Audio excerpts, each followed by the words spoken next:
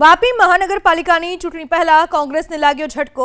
કોંગ્રેસના વર્ષો જૂના અગ્રણી વિનોદ પટેલે ગઈકાલે ભાજપમાંથી દાવેદારી કરી છે। વિનોદ પટેલે વોર્ડ નંબર 4ની સામાન્ય બેઠક માટે પોતાની દાવેદારી રજૂ કરી।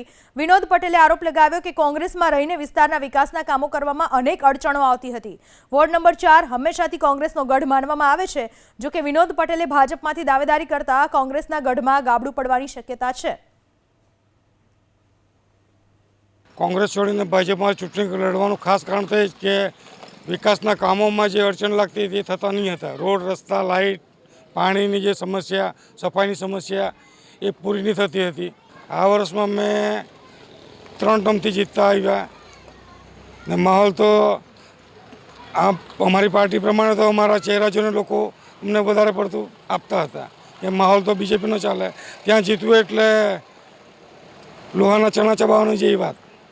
એમાં હું આપણા થોડા સંબંધ ને બધા સાથે કામકાજના કાર્ય સારા રહી એ પ્રમાણે અમે જીતતા હતા। અમે કોંગ્રેસમાં જીતીને પણ અમારે કંઈ અમારા ગામ માટે જે વિકાસ કરવો કે કંઈ ડેવલપ કરવું એ થતું નહીં હતું।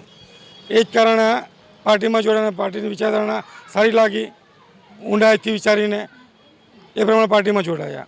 અમે જ્યારે કોંગ્રેસમાં તે માહોલ જેને સ્વીકાર લેતા હતા તો આ વખતે જો પાર્ટી ચેન્જ કરી તો હજુ કદાચ વધારેનો સ્વીકાર પણ મળે।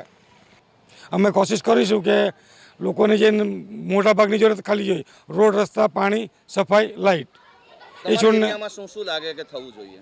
આ જ રોડ, રસ્તા, લાઇટ, પાણીની બધી સમસ્યાઓ છે એ જ થવું જોઈએ ને નાના મોટા કોઈને મતલબ હમણાં મહાનગરપાલિકાએ પ્લાન પાસ કરીને બનાવવા પડે।